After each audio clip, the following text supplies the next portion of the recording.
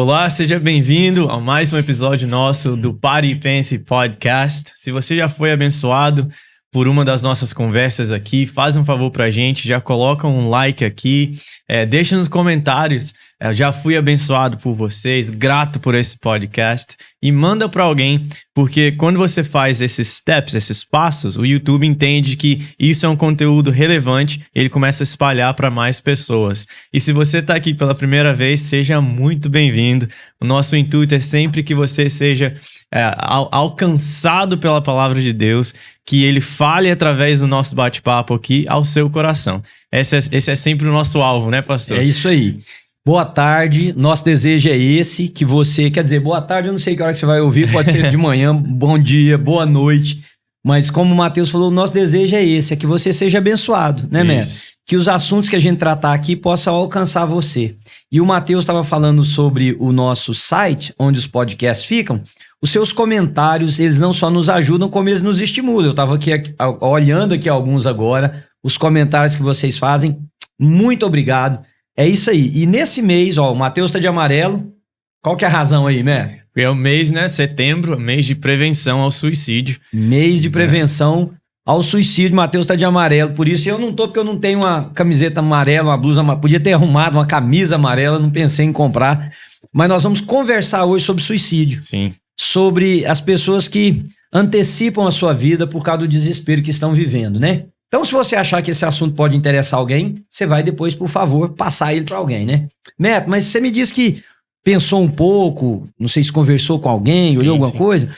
O que você tem ouvido falar sobre essa questão do suicídio? Antes de eu começar a colocar aqui algumas coisas, qual que é a abordagem que você queria que a gente desse nisso hoje aqui? Sim, pastor, eu tenho encontrado mais e mais pessoas, né, com pensamentos de suicídio. Eu acho que é cristãs, muito... inclusive. Pessoas cristãs, inclusive, né? E eu acho que a gente tem que tomar muito cuidado, né? Com relação a a influência que o modismo e o que as pessoas... O que está acontecendo ao nosso redor ganhar espaço na nossa própria mente, né? Então, assim, não se ouvia tanto de suicídio 2 décadas atrás. Muito pouco, né? Você tem razão. Muito pouco. Aí... Você traz as redes sociais, você traz a expansão tecnológica e da informação também, né? Então, a gente está lidando com um bombardeio de informação que a gente não tinha 1 ou 2 décadas atrás. Então, assim, a gente tem que pensar um pouco sobre isso também, take that into consideration, né? Ter consideração a isso, né? Que infelizmente são pensamentos que antes nem... Talvez eles vinham à mente, mas não ficavam lá. Porque não era algo comum. Você já pensava assim, não vou pensar nisso não. Não, ninguém faz isso. Isso não... Agora já não é assim, ninguém faz isso. Já não é algo tão incomum. Então você começa, você começa a identificar um pouco desses pensamentos que vêm até mesmo na vida, na mente de qualquer pessoa, cristã ou não cristã. Mas o que a gente faz com esses pensamentos? Isso é o que é o mais importante, né? E creio que a gente vai dar algumas ferramentas aqui hoje, né? De como lidar com quando os pensamentos vierem. Porque a gente está numa época que não é mais se os pensamentos vierem. Eu creio que todos nós já tivemos ou vai ter algum pensamento que, assim, vai vir. Nossa, mas... a vida tá tão... Se eu acabasse com ela, talvez seria melhor, né? Não é? E é uma das coisas que eu escrevi, assim, eu preciso falar isso pra alguém, né? Que muitas vezes o inimigo até usa isso, né? Dessa proposta. Não, mas a vida não tá tão ruim. Talvez até para as pessoas ao seu redor, não parece que você tá sendo um empecilho, que você tá sendo o que traz a sua família, o seu trabalho, ou seus amigos para baixo. Aí vem uma sugestão maligna. Seria melhor sem a minha presença aqui. Tudo ficaria melhor se eu não estivesse por aqui. Se eu não estivesse por aqui. O que não é verdade, né? Matheus, uma das coisas que eu acho que... Assim, eu vou tentar começar do final pro começo. Baseado no que você falou aí, mudou um pouquinho o que eu queria falar, mas uma das coisas é que nós precisamos ter ambientes para o diálogo, mesmo daquilo que é desconfortável, mesmo daquilo que nós não temos todas as respostas, mesmo daquilo que nós não fechamos o assunto. O suicídio no mundo cristão, principalmente no mundo evangélico, ele era um assunto que era um tabu, não podia se falar. Não é que pessoas não suicidavam, é que não se falava sobre isso. E como o advento da tecnologia, assim como a internet, por exemplo, tornou as coisas muito mais públicas, havia suicídios 2 décadas atrás. O caso é que era muito menos difundido, né? Muito menos conhecido, até mesmo por causa dos meios assim, de comunicação. A outra coisa é que agora o número é tão expressivo que não adianta mais ignorar. Mas mesmo assim, as igrejas continuam não querendo falar sobre o assunto. Por quê? Para a igreja é o seguinte, você suicidou, você vai para o inferno, ponto fechado, põe um ponto final, ponto final, assunto fechado, não se fala mais nisso. Né? Só que isso não responde mais às demandas. Né? E o que isso faz? Isso evita a pessoa que está tendo pensamentos suicidas de ter um ambiente onde ela possa conversar e, quem sabe, pela graça de Deus, inclusive, ser transformada na maneira dela interpretar a vida. Eu não sei se você não é da sua época, né? Um diretor de cinema que fez sucesso, talvez se era criança ou nem nascido, mas ainda os filmes são muito conhecidos.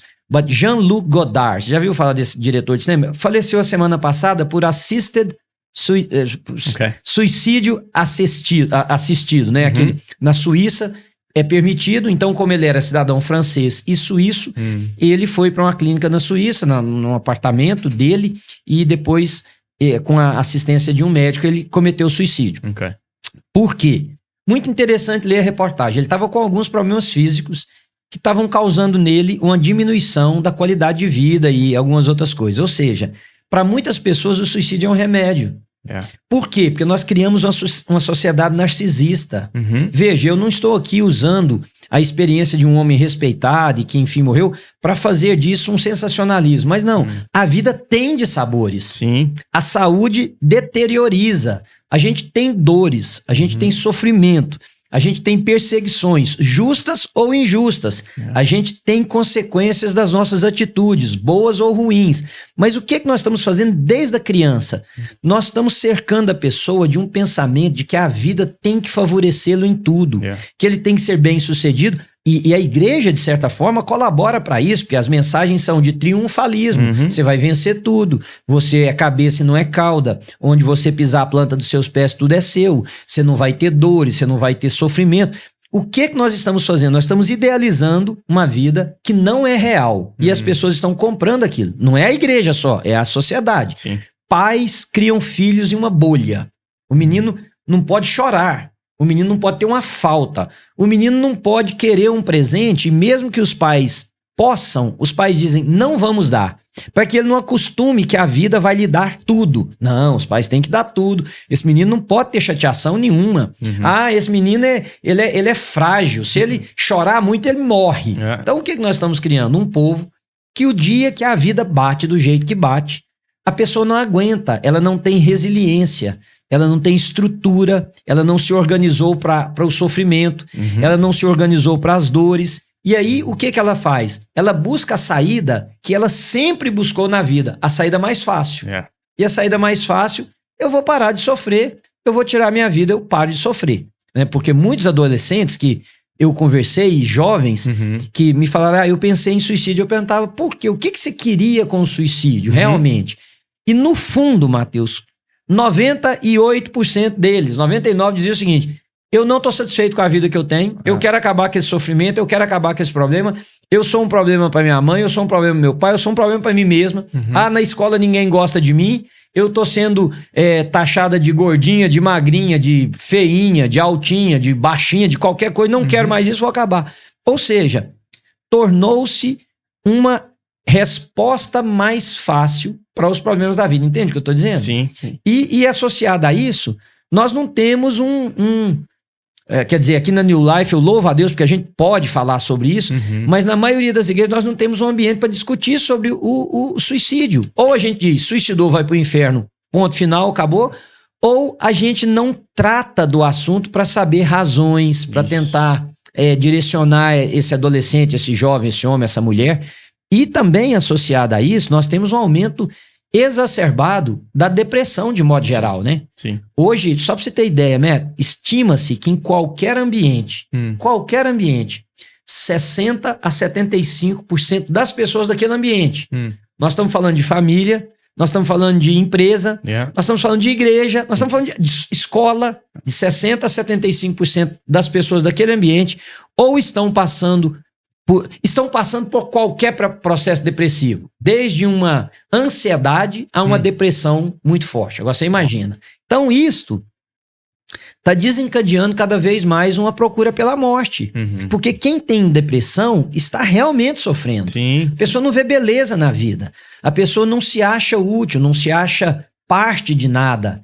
Então, ela vai ficando tão imersa nesse não existir que para ela a morte é a consequência natural. Pastor, com isso, a gente vê um increase muito grande, né? Um aumento muito grande da procura e até mesmo uma questão que eu queria perguntar ao senhor, de um terapeuta, né? Assim, que é um outro estigma que a gente tem no mundo cristão, né? Que, você não precisa de medicamento, você não precisa de um terapeuta, você precisa de oração, você precisa de converter. A gente fala... Chega a ser... Vai orar. Chega a ser humorous. Você pode ter certeza que tem gente que vai nos criticar ao ouvir esse podcast, porque nós estamos falando que existe uma outra opção. Que pra mim não faz sentido, né? Porque assim, eu escrevi isso, eu preciso falar isso pra alguém. Eu vi uma frase no Instagram. O cara escreveu assim: It's okay to have Jesus and a therapist. É aceitável você ter Jesus e um terapeuta, né? Que são, muitas vezes, são áreas diferentes, são áreas assim... e eu creio também, pastor, que o que o terapeuta pode fazer são princípios bíblicos, que ele vai estar aplicando, vai te ajudar a viver. Por exemplo, a confissão. Você pensar em traumas, você pensar na sua história da vida. Isso é Jeremias. Pensar em graça, em redenção através do perdão, dessas coisas. Você tá pensamentos de esperança, pensamentos de trazer à memória aquilo que Deus já fez, sabe? Isso. Talvez ele não vá usar a palavra Deus, mas vai pensar: já aconteceu algo na sua vida na infância? Que é bom, por exemplo, que você pode lembrar. Você já passou por momentos assim? Você já pensou por que você tem, igual você pensa numa pessoa, o senhor deu o exemplo da um que é mais gordinho ou muito magro, né? Você já pensou que você tem isso na sua genética? Né? Que o seu pai é assim, que a sua mãe é assim, que não é porque você come demais, ou não é porque, sabe, a culpa não é necessariamente sua. Nem todo mundo tem um corpo igual. Nem todo mundo tem um corpo igual. Você já pensou que tem pessoas que são apaixonadas por pessoas exatamente igual a você? Que tem alguém orando por alguém igual a você? Mas peraí, vamos pegar o que você falou em algumas partes. Primeiro do terapeuta, né? Que bom que você falou isso, Matt. Precisa. A pessoa que está com a enfermidade precisa de um médico. Isso. A pessoa que está com a alma adoecida, ela precisa... Aí a pessoa vai falar, ela precisa de Jesus. Jesus é a solução, nós não estamos aqui discutindo isso. A Bíblia diz que Cristo veio para nos dar vida e vida em abundância, ok? Os mecanismos que nós vamos encontrar essa vida abundante, Jesus também capacitou outras pessoas, né? Eu tomo remédio para pressão. Meu médico não é cristão. Mas ele é um bom cardiologista. Então ele me prescreve a medicação correta. Ele tem dessa graça comum de Deus sobre as pessoas. Às vezes você fez uma cirurgia. O seu cirurgião não era cristão, mas ele sabia trabalhar aquilo como um dom que lhe foi dado na vida, né? Por que não procurar alguém que te ajude a entender? Por que esses pensamentos são tão confusos? Por que eu insisto em voltar para esse mesmo lugar? Porque as pessoas não sabem, Neto, mas o que está direcionando essas pessoas é o seu inconsciente. Não é o subconsciente, é o inconsciente. Porque o subconsciente nós temos percepção dele, mas o inconsciente não. O inconsciente age, usando uma expressão assim, age por trás das cortinas. É quando eu me pego fazendo coisas que eu não imagino de onde veio aquele pensamento em mim, é porque ele já está gravado na minha memória. O meu cérebro pegou aquilo, tem uma imagem. Então, um terapeuta te ajuda a lidar com isso, a nível do inconsciente, daquilo que você está fazendo quase que no piloto automático. E se for um terapeuta cristão, porque não precisa só ser cristão, mas se for, melhor ainda, né? Ele vai mostrar a graça, ele vai mostrar a favor de Deus, ele vai falar sobre a vida, né? Não é a coisa de se vai para o inferno ou se não vai para o inferno. Porque eu acho que isso é simplório demais responder desse jeito. Uma vez uma pessoa me disse assim, de uma outra pessoa que não era tão conhecida minha e nem dele, mas que a gente sabia da existência, enfim, essa pessoa cometeu suicídio. Aí a pessoa disse assim pra mim, pois é, pastor, viveu a vida buscando a Deus e foi pro inferno no final, né? Aí eu falei assim, mas por que ele foi pro inferno? Ele falou, aí suicidou aí. Falei assim, mas mesmo na situação, porque é uma situação bem peculiar, eu vou citar ela aqui pra você, eu falei, mesmo na situação assim, você crê que ele foi pro inferno? Não, foi pro inferno, pastor, não tem discussão, suicidou, vai pro inferno. E aí, conversando com a outra pessoa, eu disse assim, você realmente acredita que toda pessoa que suicidou foi pro inferno? Ele foi e falou assim, não acredito, mas a gente não pode falar isso, porque senão... Falei, por quê? Senão as pessoas vão querer suicidar? Tá vendo como que é complexo? O assunto, tem gente que não quer conversar por medo de avalizar outros a fazerem. E alguns não querem conversar porque tem uma cabeça tão fechada. Imagina um caso que eu acho que eu já contei isso pra você, de uma mãe que estava andando com os 2 filhos e subiu um bêbado, uma pessoa na calçada, atropelou as 2 crianças dela na frente dela. As crianças estavam mortas, ela não sabia, que ele corre, põe na ambulância, vai pro hospital, já estava morta. Quando chegou no hospital, só declarou que estavam mortos. A mãe, tamanho desespero, saiu do hospital sem perceber e entrou na rua. Um outro caminhão bateu na mãe dela, na mãe e matou. Quer dizer, aquela mulher não estava sequer vendo o caminho, ela estava tão atordoada, a dor inimaginável para nós. Foi pro inferno porque ela enfiou debaixo de um caminhão. É muito simplório dizer isso. E o que eu queria aproveitar para dizer para as pessoas hoje, Mateus, é que o Deus da Bíblia não julga segundo o ver dos olhos, nem o ouvir dos ouvidos. O Deus da Bíblia, ele nos conhece. E, em última análise, é a única pessoa, o único ser nesse universo para poder nos julgar e bater o martelo com a história da nossa vida é Deus. E eu queria dizer para você, não aceite os outros falarem da maneira que fala, de uma forma tão firme e simplória desse jeito, porque a dor no coração de uma pessoa que procura a morte é algo inimaginável pra gente. Isso. Pastor, eu me lembro a primeira vez que eu ouvi um caso que fez eu começar a pensar sobre isso, né? Eu cresci com esse pensamento, se eu cometeu suicídio, não tem perdão, né? Isso. E aí eu fui pro Palavra da Vida. E lá eu tinha um counselor no primeiro ano aqui, de acampante ainda, que é 15, 16 anos. E anos depois, eu já estava fora da faculdade, então no mínimo 6, 7 anos depois, eu vi mensagens, né, postagens que o meu counselor, meu ex-counselor da primeira vez, tinha cometido suicídio. Lá do Palavra da Vida, estudando lá, e eu fiquei assim, gente... Como? Aí eu fiquei mais chocado ainda quando as pessoas começaram a escrever assim, não vejo a hora de te ver de novo. Ô, meu irmão, agora pelo menos você tá nos braços do Pai. Você não precisa mais passar por tanta dor, por tanto sofrimento, por tantas questões. Eu ficava assim, como assim, gente? Porque eu pensava... O cara foi pro inferno. O cara tá no inferno, o que é isso? Aí eu comecei a fazer perguntas. Eu comecei a estudar mais a Bíblia. O que a Bíblia fala sobre isso? O que as pessoas pensam sobre isso? O que eu conheço do meu pai? Né? Que pai é esse? Que me vê lutar coisas gravíssimas, coisas assim, questões mesmo, né? Da sua inadequação, de tristeza, como o exemplo que o senhor deu. Sim. Né? E aí você lutou a vida inteira contra o negócio. Você tentou de várias formas gostar mais, né? Querer ter mais vida e esperança, mas você caiu. Aí o seu pai agora chega e fala pra você, não, você nem aceita aqui mais não. Porque... E às vezes esse cair que você tá falando aí é fruto de um corpo em desequilíbrio. Assim como poderia ter sido um infarto. Ninguém fala pra uma pessoa que teve um infarto, foi pro inferno, porque aceita o coração ter uma parada e a pessoa perder a vida. Mas às vezes, e um caso clássico disso eu vou citar para você daqui a pouquinho, a pessoa não aceita que às vezes o organismo, com seus hormônios, com seus químicos, criam situações que a pessoa não suporta. O caso é esse. Lembra do pastor Rick Warren? Sim. Ele perdeu um filho por suicídio. Sim. E eu acompanho o pastor Rick Warren desde que ele começou a Saddleback. Então, na época, os meninos desde que eu comecei a ler e que eu comecei a ouvi-lo e as histórias da família, eu ouvi de quando ele não tinha filho, eu ouvi de quando as crianças eram pequenininhas, enfim, e sempre a luta dele com um dos filhos com depressão. Porque quando o menino suicidou, Mert, e o que nós não temos aí faltando são pessoas más, né? Sim.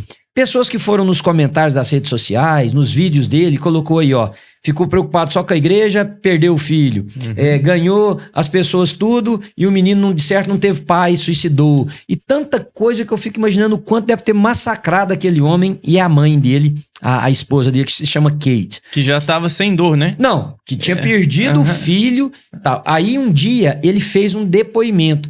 Aquilo que quem o acompanhava já sabia. O menino dele tinha uma depressão que era causada pelo corpo.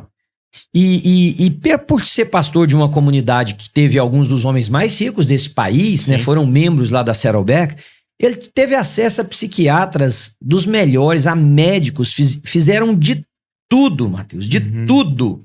E o dia que o menino suicidou foi um dia em que ele ficou um pouco mais de 2 horas sozinho. Nem ficar sozinho em casa eles deixavam, eles revezavam, mas aconteceu uma hora que ele não estava em casa, que a esposa dele saiu, questão de 2 horas o menino suicidou e ainda deixou uma nota. Eu me lembro na época que eu consegui, eu recebi de um amigo partes daquela nota que o menino escreveu. Coisa mais, você lê, você fala, meu Deus, o menino fala assim, pai, eu sei que vocês fizeram de tudo. Eu sei que nós estamos tentando, eu não aguento mais. Ninguém sabe a minha dor, ninguém sabe o desespero que eu vivo. Eu também queria que isso não existisse. Eu queria não estar sentindo isso. Se você vê o grito de dor do menino daquele para, na juventude, tirar a vida, para os outros simplesmente dizerem assim, tirou a vida então, acabou tudo. O menino era um menino da igreja, um menino de Deus, um menino que caminhava com Jesus, um pai que para mim, um homem, porque eu alimento um respeito enorme, uma autoridade para mim evangélica, um homem que pastoreou a igreja, foi a despedida dele agora 2 semanas atrás na Saddleback, coisa mais linda, Neto. Fizeram uma linha assim de gente que foi influenciado pela Saddleback para ele sair pela última vez do office e passar de carro. Você precisa de ver a distância das filas de gente de um lado e do outro da estrada aplaudindo ele. Um homem com história maravilhosa dessa e as pessoas dizerem isso. Por quê? Porque ninguém quer parar para pensar que muita coisa nós precisávamos era ser proativos e pensar como é que a gente evita isso. Não é como é que nós vamos condenar. Condenar já tem aí os de plantão que só amam fazer isso. E a igreja ser um ambiente de diálogo, de gerar esperança, de saber que aqui não tem tabu, pode falar sobre isso, pode falar que você tá doendo, pode falar que você tá angustiado, pode falar que você tem dores da alma. Se precisar de médico, a gente vai ajudar. Se precisar tomar remédio, tome, não tem nada errado. A cabeça é parte do corpo. A gente toma remédio para diabetes, para o coração, para os rins, para isso, para aquilo, para tireoide. Pode tomar para a cabeça também, Matthew. Não é pecado tomar remédio para a cabeça. Até que um dia, quem sabe, essa cabeça começa a voltar para o lugar, as coisas se organizam. E talvez vai ter que tomar para o resto da vida. Né? E tá tudo certo. E tá certíssimo, não tem problema. Nenhum. Mas aí surge um problema.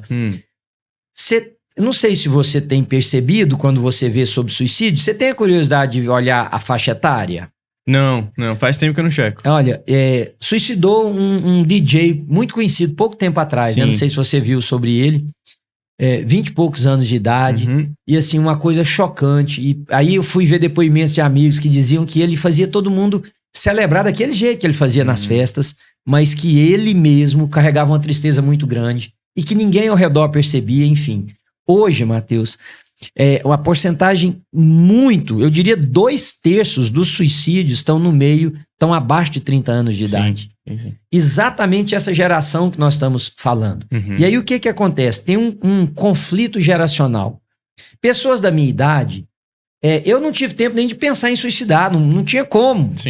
A vida estava lá, você tinha que enfrentar. Então, de certa forma, nós criamos um coro mais grosso um pouco, uma resistência um pouco maior à vida. E aí, quando uma pessoa da minha faixa etária, ou menos um pouquinho, ou mais um pouquinho, vê um adolescente que não tem preocupação nenhuma na vida, que não tem ocupação nenhuma na vida, que não tem nada, que ganha dos pais, que tem uma boa escola. Os meninos, eu passo inveja hoje das faculdades, porque quando eu olho para a escola que eu estudei quando eu era menino, essas high schools que nós temos aí, é uma coisa fantástica. Uma pessoa igual a mim, da minha faixa etária, não compreende que isso pode ser uma possibilidade. E aí, às vezes, fecha a porta para que esse jovem possa falar da sua dor. Porque como para nós não é que é só inaceitável no sentido de pecado, de erro. Sim. É inaceitável porque bora pra vida lutar. Sim. Né? Então esse conflito geracional também está promovendo isso. Como você lida muito com adolescente, com jovem, você também deve ver isso muito, né? E o que eu queria falar um pouco dessa geração, né? Talvez até para as pessoas entenderem, pessoas de uma geração acima da minha, né? De o quão é complexo essa situação das gerações. É uma geração que nunca viveu sem tecnologia, né? Uma geração que já, do ventre, os pais já assistiam televisão, no mínimo. Né? Que eles estão tentando estudar hoje ainda, né? O resultado que está tendo no nosso cérebro pela quantidade de screens, de telas que nós temos. É isso mesmo. Né? E me dói quando eu vejo alguém assim, que coloca um bebê na frente de uma tela, que coloca essa... Não, cara, não faça isso, porque eles estão tentando... É muito recente. Vamos tentar retardar isso um pouquinho, Tenta retardar o máximo possível. Então, assim, a gente olha pra minha geração, até mesmo as depois da minha, e tenta achar assim, nossa, como que você tá tendo dificuldade? Você não faz nada, ou sua vida é muito fácil, né? Não, mas é fácil, são problemas diferentes, são dificuldades diferentes. Por exemplo, do diálogo. Vocês tinham muito mais que se comunicar com outras pessoas. Vocês tinham que falar, até mesmo assim, não tô produzindo bem no trabalho, não tô conseguindo ganhar o tanto que você falava com alguém. Até as brincadeiras era na rua, era com amigos, era coisa que sua frustração, de alguma forma, você tirava ela. Fazia muito mais exercício físico. Isso. Né? Até hoje eu cheguei aqui, eu vi uma bicicleta ali atrás. Eu fiquei pensando, será que alguém veio de bicicleta? Isso era muito mais comum. Né? Hoje em dia, não. Você quer ir aqui do lado, você pega o carro e vai. Não? Então, e por que isso é importante? O exercício físico é algo que é essencial para sua mente. Muitas pessoas pensam que não. O que isso tem a ver? Você vai num terapeuta, ele fala pra você faz exercício físico. Você quase fala... Cara, o problema é na cabeça. Não, o problema é na cabeça que você não entendeu. Mas é porque os hormônios que são liberados simplesmente porque a gente faz exercício, né? Os químicos aí no nosso corpo. Então nós temos uma geração bem mais sedentária, são pessoas que estudaram bem mais, né? Que tem mais acesso a diferentes tipos de trabalho, né? Você pega adolescente hoje em dia, que através do YouTube ele faz mais dinheiro do que o pai que tá sentado, que tá trabalhando fora da casa. Parece que não tá trabalhando, tá brincando. Parece que tá brincando, né? Então é uma geração que precisa ser estudada, entendida, compreendida, né? Então, se você tem contato com algum adolescente que fala isso pra você, né? Tente ter empatia e pensar, cara, a gente nunca teve uma geração que teve esse acesso à tecnologia como nós temos. A gente nunca teve uma geração que passou por uma global pandemic, uma pandemia global que ficou 2 anos dentro da casa praticamente sem poder ver família. Tava me lembrando ontem do aniversário de 1 ano do meu filho, que a gente passou, ele e a minha esposa em casa. Nem meus pais, que moram 2 horas daqui, não podiam vir porque era de outro estado. Eles tinham que ficar de quarentena 14 dias aqui. Então, e não fazia sentido porque eles tinham que trabalhar. Eu acho que as pessoas ainda não entenderam o impacto emocional que a pandemia teve. Hoje eu conversei com um homem que me disse que ele ficou 1 ano sem sair de casa por causa da pandemia. O quanto isso mexeu com ele, a questão da morte, o medo, o quanto isso mexeu com ele, prejudicou o relacionamento dele em casa, prejudicou o relacionamento dele familiar mais distante, isolou ele de amigos. E ele hoje é uma pessoa que precisa de ajuda para se recuperar. Não é nem do Covid, porque ele nem teve, é da pandemia. Isso. Então a gente tem que ter empatia para tentar entender a pessoa, ter um pouco mais de amor pela pessoa, né? Que está passando por uma dificuldade que talvez para você não seria dificuldade, mas para ele é real. Escute, tente colocar você na história dele ou na história dela e pensar, nossa, eu encontrei um adolescente aqui algumas semanas atrás, primeira vez na igreja, E ela, nós fazemos nosso trabalho todo em inglês, né? Uhum. E ela não falava inglês, então ela tremia. Ela tremia. Falei, tá tudo bem? Tá ok. It's ok. Eu tentava falar isso pra ela muito, né? It's ok.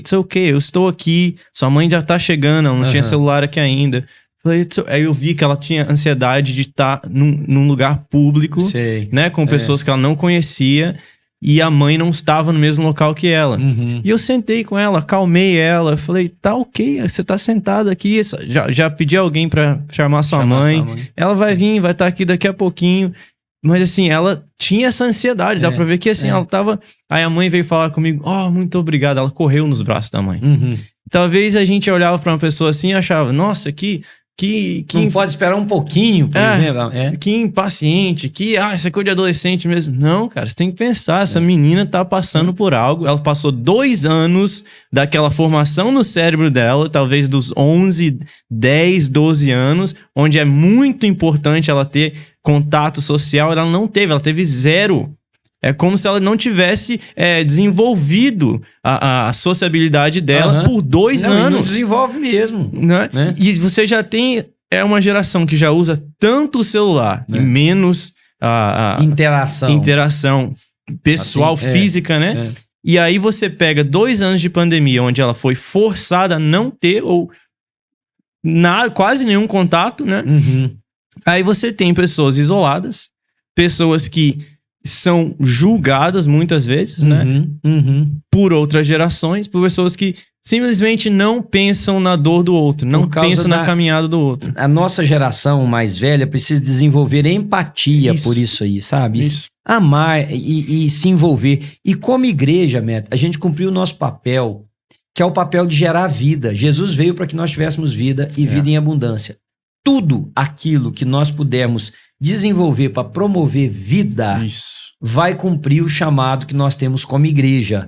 Então, recomendando aí agora para as pessoas, né? Falem, não fiquem sozinhos, né? Não fiquem sozinhos. Fale com um amigo, fale com seu pai, fale com a sua mãe, fala com um pastor seu na igreja, pastor de jovens, o seu pastor. Fala, olha, minha cabeça não tá legal, eu tenho andado muito triste, tô pensando em tirar minha vida. Fale, não tenha medo de falar. Né? Eu até pensei aqui num trocadilho, porque tem aqueles negócios no aeroporto, né? If you see something, say something, né? Então eu quero dizer assim, if you feel something, say something.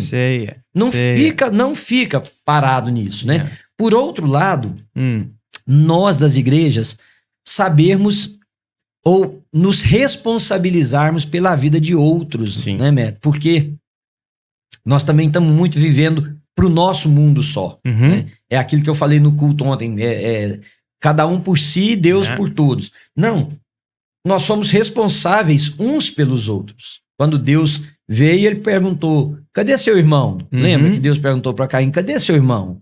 Né? Cadê? Aí ele respondeu, por acaso eu sou o tutor do meu irmão? Eu sou obrigado a proteger e guardar meu irmão? Nós somos responsáveis uns pelos outros.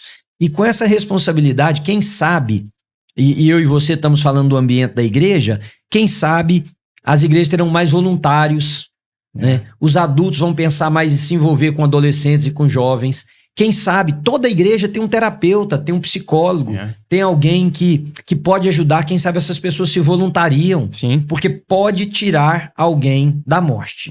Eu tentei escrever um trocadilho assim também, só que ele veio em inglês, o senhor pode até me ajudar a traduzir. It's okay to not be okay. It's not okay to stay that way. Tá certo, tá tudo certo em não estar bem. Né? Não é bom continuar assim. Isso, fale com alguém. Não está certo é continuar assim. Não é vontade de Deus que você esteja assim, cabisbaixo, sem esperança, sem olhar pra cima. Uma das coisas um dos versículos que eu mais falo quando eu tô tratando com alguém assim, falo, cara, elevo meus olhos para o monte. Sua postura, olhe pra cima, lembre, tem esperança. Lembra que olha pro inverno aqui, né, onde a gente mora. É longo? Parece que é a season mais longa. Mas o inverno acaba. E vem a primavera. Você vai sorrir de novo. Há esperança pra você, mas você precisa estar conversando com alguém sobre isso. Você precisa estar abrindo seu coração. É isso aí. E a última coisa que eu gostaria de aconselhar, né, alguém que está passando por isso, é dizer, encontre de novo a sua alegria no Senhor. Não deixe de encontrar a sua alegria no Senhor. Não deixe de renovar a sua esperança em Deus. O terapeuta pode ajudar? Vai ajudar? Demais. Demais.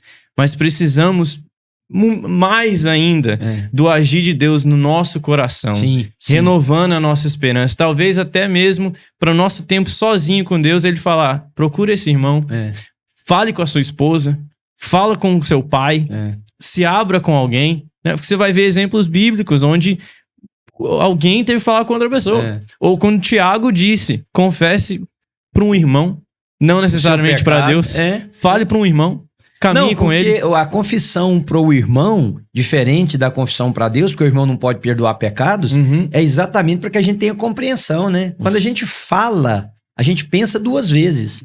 E quando eu falo para você um problema, eu tô dando a oportunidade de você me tentar fazer enxergar um lado que eu não estou. Isso. E isso pode fazer toda a diferença, né? Sim. Toda a diferença. Então, dizer para vocês, sabe, a nossa mensagem aqui hoje é uma mensagem de esperança.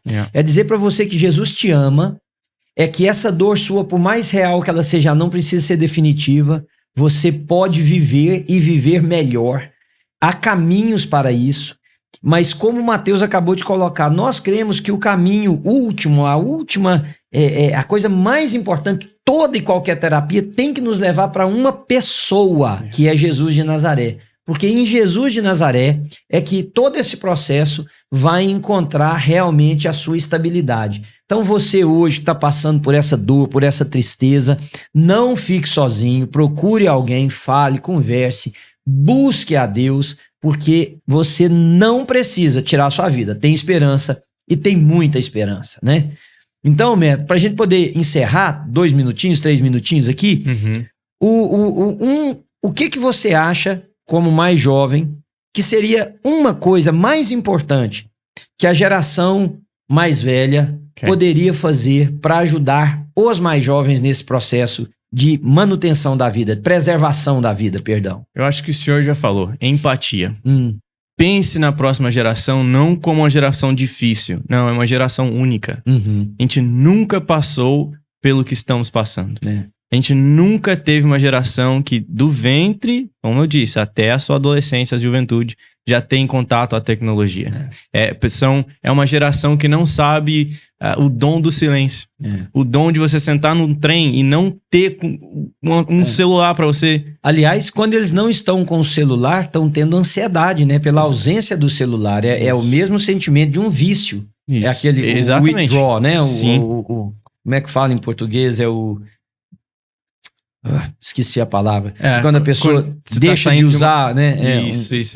Então, assim, tenha a empatia pela próxima geração. Não julgue a próxima geração. Nós estamos estudando ela ainda. A gente não tem noção. Talvez daqui uns anos vão proibir o uso de aparelho por mais de, 4 horas por dia. Talvez vai chegar num nível onde a gente vai ter menos screen, menos celulares. Ou talvez vai adoecer mais ainda, né? Ou vai adoecer mais ainda. Sim. Então tenha empatia. Ame a geração, entenda. E amor é com paciência, é com tempo, é com ouvir. Fala pra mim, por que isso é difícil pra você? Fala pra mim, o que você tá sentindo? Pode falar, eu não vou te julgar, eu não vou achar estranho. É uma geração diferente, uma geração única, que precisa do que nós temos, que precisa de uma outra geração que acredita nela, que acredita que Deus pode usar um povo, uma geração, uma raça eleita no meio de uma geração doente para erguer outros e para curar outros também. Amém. Então, querido, olha, esse é o mês de prevenção ao suicídio, né? O Mateus está de amarelo, o mês é setembro, nós estamos abordando esse assunto. Aqui na New Life nós vamos iniciar um ministério que nós já tínhamos funcionando de uma maneira, mas agora vamos intensificá-lo. Aliás, quinta-feira minha reunião é essa. Sim. Nós vamos ter 4 terapeutas ajudando aqui, Mateus, para conversar, para cuidar, mas você vai fazer um favor para mim. Se esse diálogo te abençoou, abriu sua cabeça, fez você pensar alguma coisa, manda ele para alguém, faz o copy ali do link no canal do YouTube, manda, fala para as pessoas, ouça isso aí, um amigo, uma amiga, você pode salvar a vida de alguém, tá bom? Deus te abençoe, do alto da cabeça à planta dos seus pés, e até o próximo Pare e Pense Podcast.